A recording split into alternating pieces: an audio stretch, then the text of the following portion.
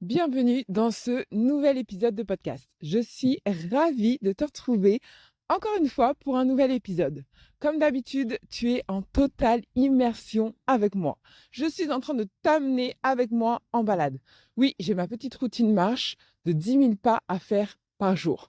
Donc, ne t'inquiète pas si tu entends des bruits de voiture, des klaxons, des oiseaux, des travaux, la banne à ordures. Bref, t'inquiète pas si tu entends du bruit, je vais faire le maximum pour bien épurer le son, mais je t'emmène en immersion avec moi. Aujourd'hui, c'est une date assez importante parce que c'est mon anniversaire. Aujourd'hui, j'ai 40 ans. Purée de pommes de terre, j'ai 40 ans. Je vous avoue que je n'ai pas vu passer ces 40 dernières années. Absolument pas. Aujourd'hui, je vais me célébrer comme jamais parce que 40 ans, c'est quand même important dans une vie.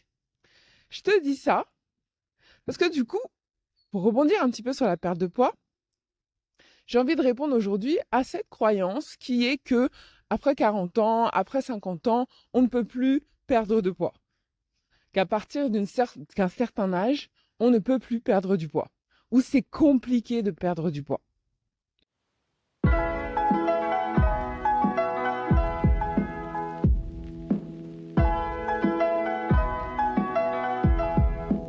Si tu ne me connais pas d'ailleurs, moi, c'est Patricia Klebkar. Je suis diététicienne nutritionniste, spécialiste de la perte de poids.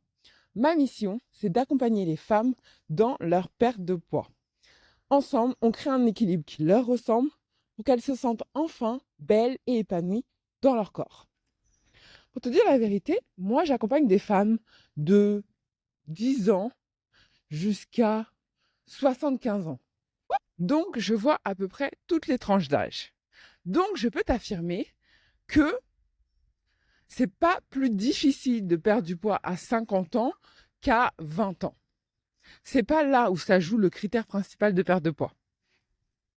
Là où ça va jouer, la différence en termes de perte de poids plus ou moins facile, ça va être souvent lié à tes antécédents, tes expériences, est-ce que tu as fait beaucoup de régimes ou pas, ta partie aussi génétique, parce que ça, faut pas se leurrer, ça joue aussi également.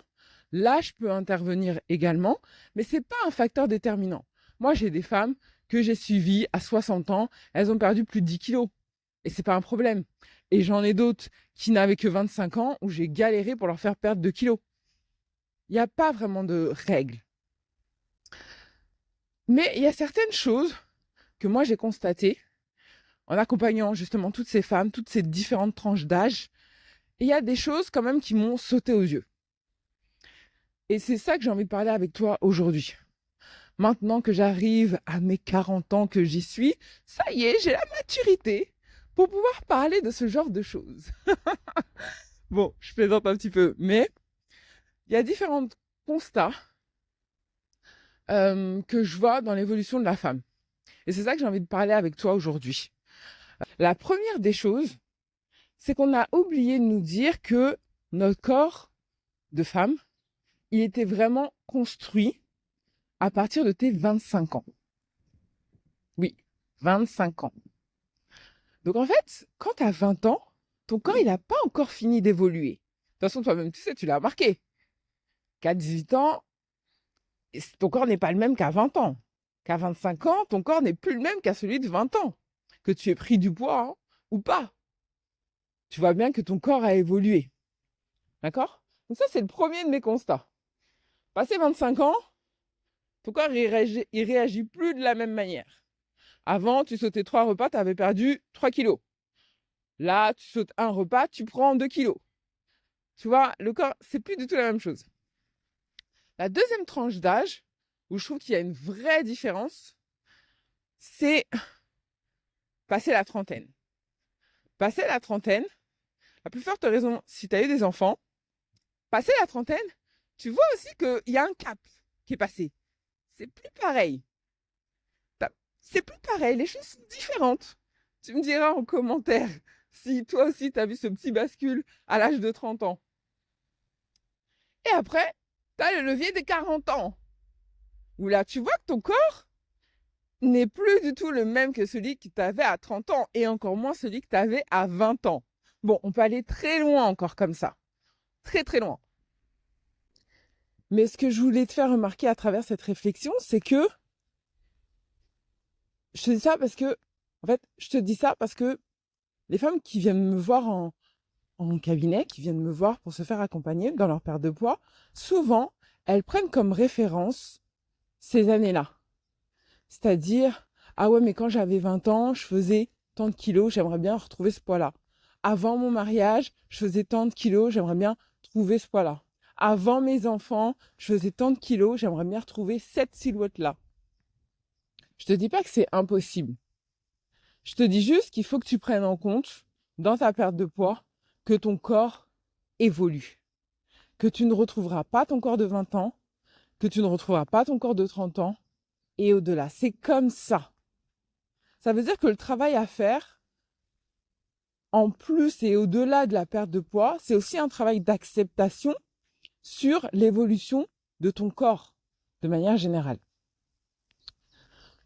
Aujourd'hui, 40 ans, je suis plus que satisfaite. Au moment où je te parle, je suis en train de faire ma petite balade et je pense que j'ai jamais été plus en forme que maintenant. Je pense que je suis plus en forme qu'à mes 20 ans.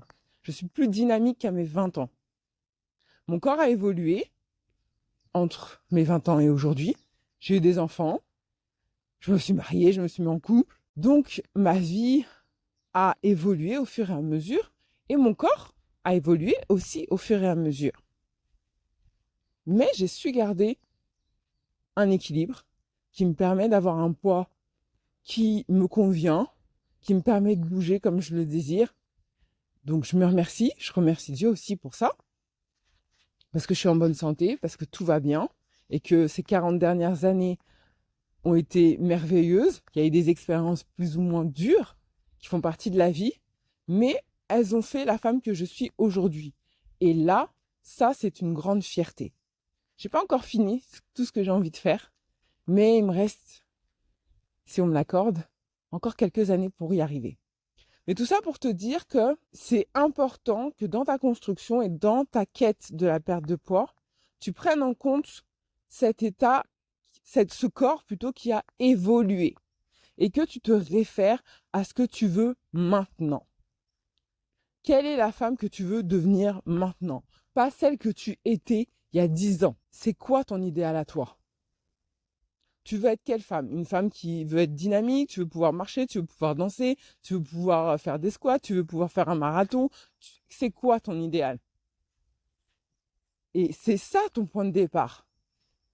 Souvent, je demande aux femmes de fixer un objectif bien clair, au-delà d'un chiffre. L'idée de se dire, je veux perdre 10 kilos, je veux perdre 5 kilos, je veux perdre 20 kilos. Ok, très bien, c'est une référence. Mais tu n'es pas qu'un chiffre. Ton corps n'est pas qu'un chiffre. Donc, va plus loin dans la définition même de ton objectif. Parce que ça, c'est important. Sinon, tu restes bloqué dans cette espèce de boucle infernale du passé. Oui, mais avant, j'étais mieux. Oui, mais quand j'avais 20 ans, je me sentais bien. Oui, mais ceci, oui, mais cela. Et en fait, ton point de référence, c'est le passé. Et ça te fait louper ton moment présent. Ça te fait louper quelle action tu peux mettre au moment présent pour être cette femme que tu veux devenir. Et c'est ça que j'avais envie de parler avec toi. Cette relation qu'on a avec nous-mêmes, cette relation qu'on a avec notre corps, et surtout le fait que souvent, on oublie que notre corps évolue. On oublie d'être bienveillante et indulgente parce qu'on ne peut pas avoir le corps qu'on avait il y a 20 ans. C'est pas possible. Par contre, c'est important de se projeter et de se dire, OK, mon point A aujourd'hui, mon point actuel, mon point de départ, c'est ça. Il est neutre. J'ai tant de kilos, je fais tant de mètres, je fais telle taille de pantalon, telle taille de haut. C'est mon point de démarrage. Maintenant, où est-ce que je veux aller? Et souvent, c'est ce qui vous manque dans la motivation. Tu es dans une démarche où tu veux perdre du poids. Tu es motivé les premiers jours, mais au bout de quelques semaines, tu lâches. Tu lâches parce que tu n'as pas de projection. Tu as un chiffre en tête, mais tu n'as pas une vision claire de la femme que tu veux être. Moi, j'ai une vision très claire de la femme que je veux être dans 40 ans. dans les 40 prochaines années. Très clair. Je sais que ça va mettre du temps, je sais que je vais avoir des paliers, je sais que je vais avoir des obstacles, mais j'ai une vision très claire de la femme que je veux devenir. Un de mes critères indiscutables, c'est d'être en forme. Être en forme. Et pour ça, je pose des actions pour être en forme. Je pourrais me contenter d'être sur le canapé. De toi à moi, j'ai pas de problème de surpoids, ni d'obésité. Je pourrais juste me contenter de rester sur le canapé et d'attendre que la journée passe. Mais c'est pas ça mon objectif. Mon objectif, c'est que je puisse tenir les 40 prochaines années, d'être en bonne santé, de pouvoir être avec ma famille, avec mes enfants, les voir grandir, les voir évoluer. Et pour ça, les actions, il faut que je les pose maintenant. Il ne faut pas que j'attende d'être dans une situation vraiment inconfortable pour commencer à me dire qu'il faudrait que je mette des actions si je veux me sentir mieux. Et c'est là où il faut que tu changes le mindset. C'est là où il faut que tu changes l'état d'esprit. Quand tu te projettes sur ton objectif, quand tu te projettes sur cette vision de toi idéale, ça va te pousser à poser des actions pour être cette version de toi idéale. Il y a quelque chose que je dis souvent à mes coachés, c'est que c'est hyper important que tu comprennes que ton capital santé, tu le construis maintenant. L'état dans lequel tu vas être à 80 ans, c'est maintenant que tu le construis. C'est pas à 80 ans que tu constates que ça va pas au niveau de la santé. Ton capital santé, c'est maintenant que tu le construis. Et ça, je le dis à n'importe quelle femme de n'importe quelle génération. Une femme de 20 ans, je lui dis, ton capital santé, c'est maintenant. C'est maintenant qu'il faut aller à la salle de sport. C'est maintenant qu'il faut bien manger. À 30 ans, je lui dis exactement la même chose. Ton capital santé, c'est maintenant. C'est maintenant qu'il faut gérer ton stress. C'est maintenant qu'il faut gérer ton sommeil. C'est maintenant qu'il faut gérer ta dépense énergétique. À 40 ans, je te dis exactement la même chose. C'est maintenant que tu construis ton capital santé. C'est maintenant que tu vas construire ton état de santé pour les 40 prochaines années. Et c'est hyper important. Et c'est ça que je tenais vraiment à te dire. Et s'il y a une information qu'il faut que tu retiennes de cet épisode, c'est celle-là. Qu'est-ce que tu fais aujourd'hui, concrètement, pour t'assurer d'être en bonne santé les 40 prochaines années? C'est ça la question qu'il faut que tu te poses. Parce que celle-là, elle va être déterminante. Et c'est celle-là, c'est cette réponse qui va te permettre de rester motivé, qui va te permettre de rester dans l'action quotidiennement pour atteindre ton objectif. Tu veux perdre 10, 15, 20 kilos. Il va falloir que tu trouves des arguments, de l'énergie pour tenir, pour aller jusqu'au bout justement de cet objectif. Et le pourquoi je fais ça, qu'est-ce que je peux mettre en place pour les 40 prochaines années, ça, c'est des arguments qui vont te nourrir quand tu ne seras pas motivé, quand tu n'auras pas envie, quand tu seras posé sur ton canapé alors que tu sais qu'il faut que tu ailles bouger. Ton épanouissement personnel, il tient à toutes ces actions que tu vas poser aujourd'hui, pas demain, aujourd'hui. Donc, je t'invite à poser cette réflexion. Note-le dans un carnet, note-le sur ton téléphone. Moi, j'aime bien les carnets, c'est bien parce que tu peux les relire et tout. Note-le sur un carnet. Pour les jours où tu ne seras pas motivé, les jours où tu n'auras pas envie, tu n'auras plus envie, et que tu te demanderas à quoi bon, et que tu auras envie de passer au foutu pour foutu, relis ces mots. Ok, je fais quoi pour mes 40 prochaines années? Je te laisse là pour ce nouvel épisode. Si ça t'a plu, mets-moi 5 petites étoiles, abonne-toi à l'épisode, active les notifications pour être prévenu du prochain épisode. Ça a été un plaisir de faire cet épisode avec toi, cette petite balade avec toi. J'espère te retrouver très vite. Passe une excellente journée. Bon, si tu as entendu des petits bruits, je t'avoue qu'il pleut un peu et moi je suis là avec mon dictaphone. Mais il pleut, donc c'est normal si tu as des petits bruits parasites. Je fais au mieux pour te cleaner tout ça, mais tu as vu, je suis pas monteuse professionnelle. Donc, bref. Je te laisse là et je te dis à très vite. Bisous. Bye. Ouh, j'allais oublier.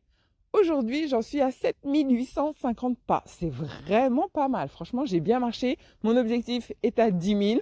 Donc, j'ai pas encore fini. Passez une bonne journée. Bye.